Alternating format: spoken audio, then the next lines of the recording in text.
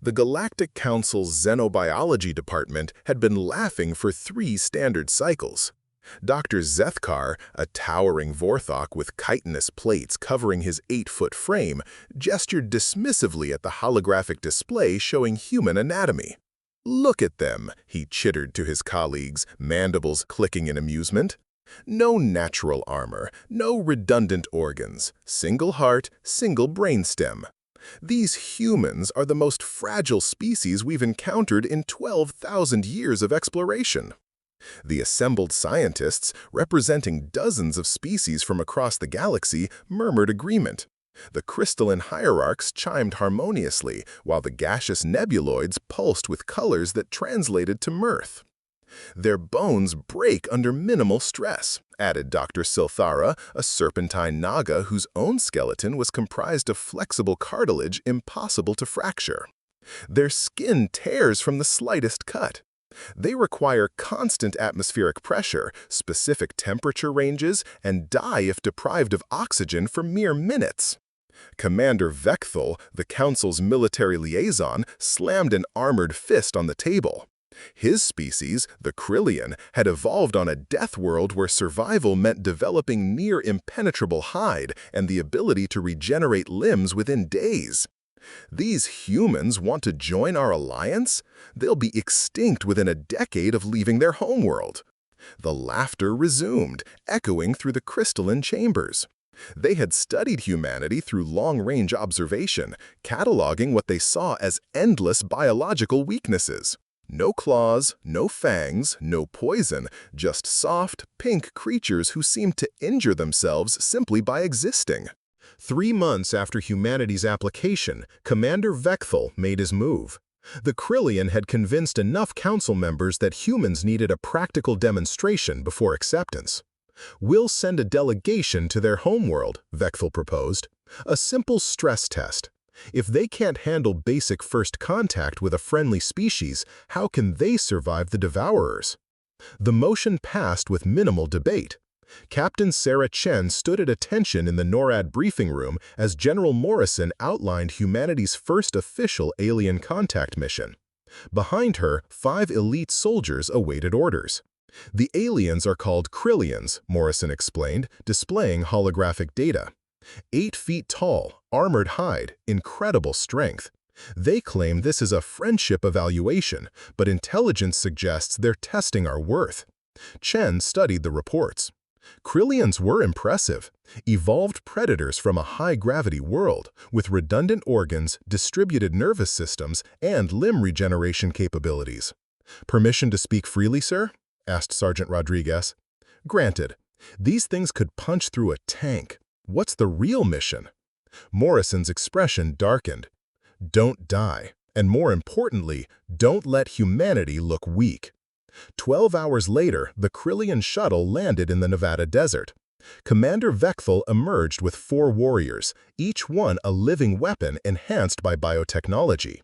The humans looked pathetic by comparison. Soft, small, wrapped in primitive armor and carrying crude kinetic weapons. No natural defenses, no obvious enhancements, just fragile pink skin exposed to the harsh desert sun. This was going to be easier than Vekthal had hoped. These creatures would break at the first real test, proving his point to the council. The cultural exchange began cordially enough. The humans had prepared a base camp with environmental controls, while the Krillians demonstrated their superior capabilities. Captain Chen watched as Commander Vekthal casually lifted a 2-ton equipment container with one arm, his chitin plating barely showing strain. When Sergeant Rodriguez attempted the same feat, he managed to budget perhaps an inch. "Impressive," Chen said diplomatically. "Your species clearly evolved under challenging conditions." Veksthal's translator rendered his response with barely concealed condescension. "Indeed. The weak died out on Krillos eons ago. Only the strong survive to breed." His compound eyes fixed on her fragile form. "Tell me, human, what happens to your kind when faced with true adversity?" "We adapt," Chen replied simply. The Krillian commander chittered. Laughter. "Adaptation requires survival. Your species appears to break from the gentlest touch. To demonstrate, Vexthel picked up a tactical radio and closed his fist. The metal crumpled like paper, circuits sparking and dying. Your tools are as fragile as your bodies, he observed. How do you expect to survive in a galaxy filled with species like us? Before Chen could respond, one of the Krillian warriors, apparently bored with peaceful proceedings, made his own demonstration. With casual brutality, he backhanded Corporal Williams across the chest. The sound was like a sledgehammer hitting meat. Williams flew 15 feet, landed hard, and didn't get up. Blood pooled beneath him, his breathing a wet rattle suggesting massive internal injuries. Fascinating, Vexthel noted, as if observing a specimen. A single casual blow and your warrior is incapacitated. The other humans moved to help, but Chen held up a hand. Her expression remained calm, calculating. "Corporal Williams," she called. "Status report." Williams coughed blood but managed to respond. "Multiple fractures, punctured lung, internal bleeding. Give me 10 minutes, Captain." The Krillians exchanged confused looks. 10 minutes? The human would be dead. Chen turned back with a slight smile. "You want to see how humans handle adversity, Commander? Watch carefully." What happened next would be discussed in xenobiology circles for generations.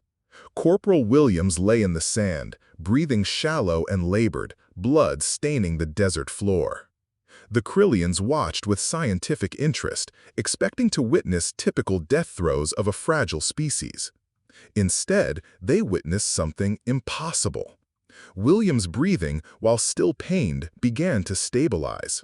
The blood flow slowed, then stopped entirely. Most remarkably, the sickly pallor spreading across his face started to recede, replaced by healthy color. "What is he doing?" Vexthel demanded. "Healing," Chen replied matter-of-factly. "Impossible! The damage was too severe. We calculated—" "You calculated based on your understanding of biology," interrupted Dr. Park, the mission's medical officer, monitoring Williams with her instruments. "What you didn't account for is that humans are already regenerating organisms." The Krillian stared in confusion. Dr. Park continued. "Most species evolve specialized healing factors. You Krillians regrow limbs over weeks. But humans regenerate constantly, at the cellular level, every moment of every day.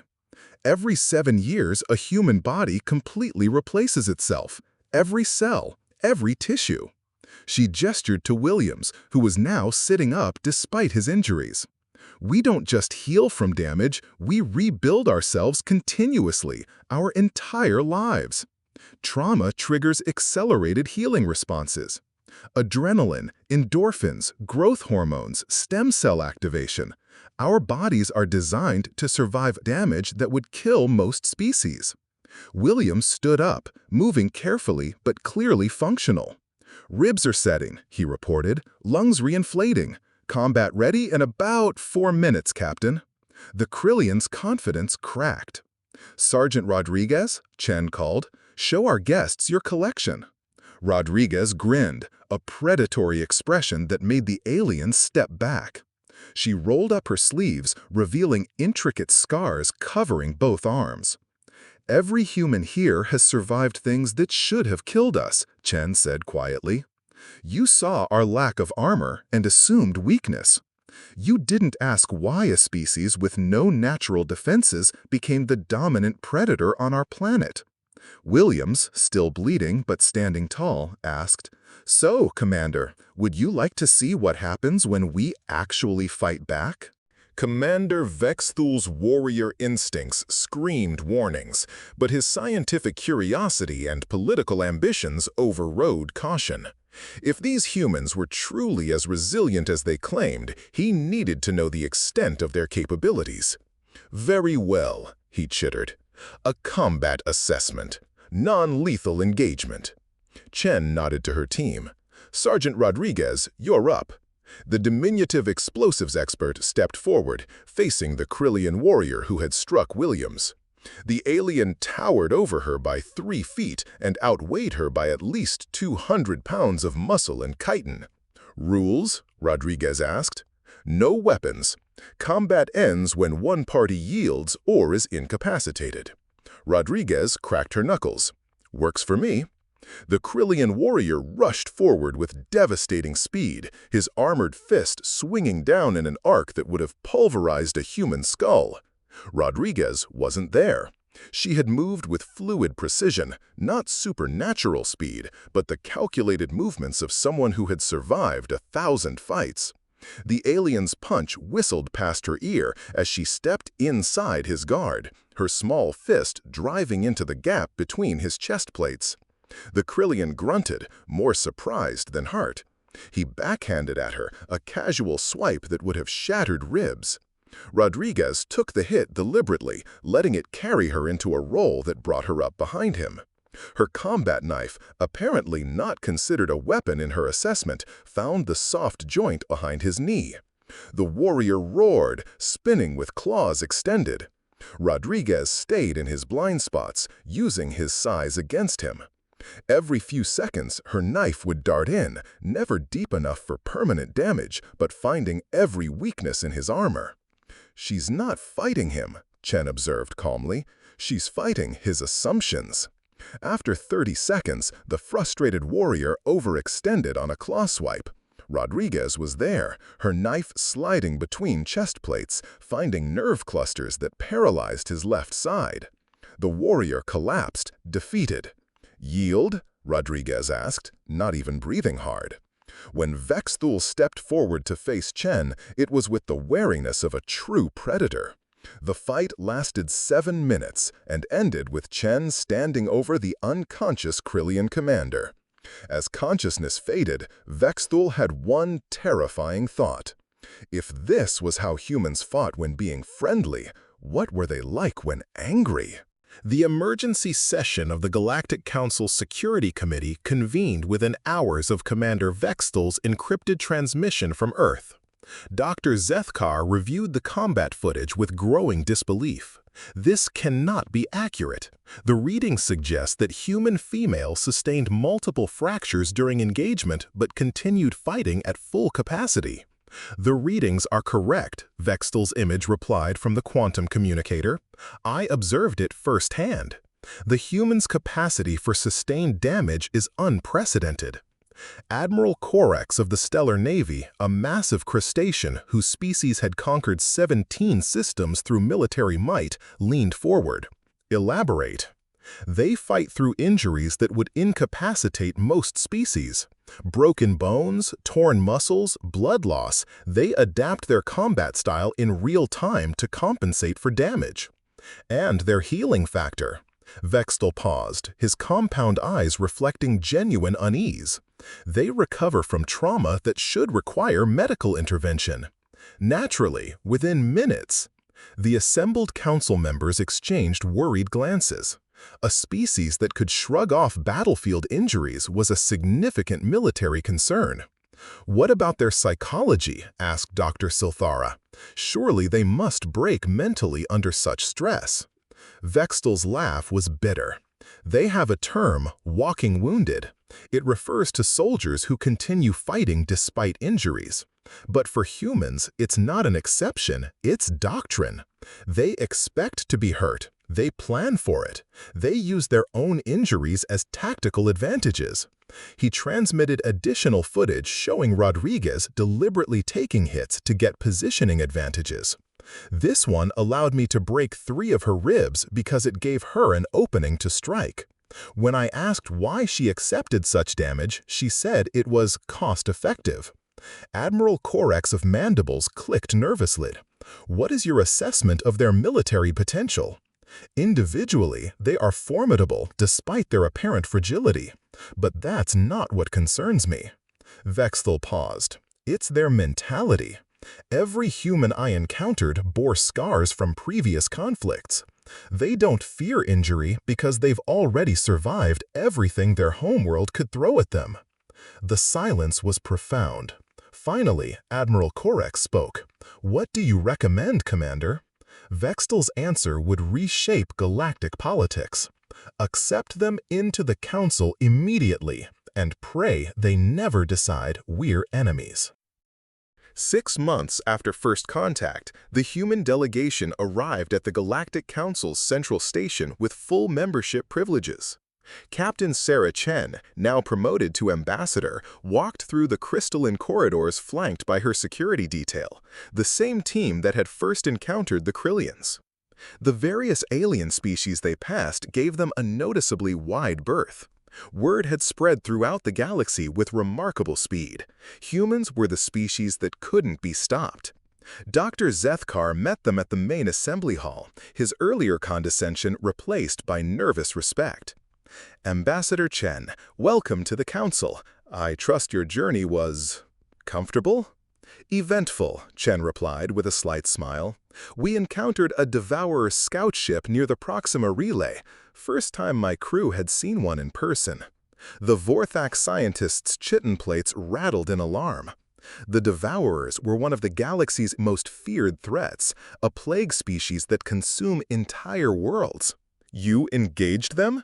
They engaged us, Sergeant Rodriguez corrected casually. Boarded our ship. Nasty little buggers, all teeth and acid. Took us about 20 minutes to clear them out. Dr. Zethkar stared in horror. Devourers. Their acid dissolves most known materials. Their bite injects neurotoxins that— Yeah, we figured that out, Williams interjected, showing fresh scars. Good thing humans metabolize most toxins efficiently. The acid burns were unpleasant, though. You survived a Devourer boarding action? Dr. Zethkar's voice rose to a pitch that caused nearby aliens to stare. We didn't just survive, Chen said quietly. We interrogated one before it died, got intelligence about their fleet movements. The implications hit Dr. Zethkar like a physical blow. Devourers had never been successfully captured or questioned in recorded history. How did you?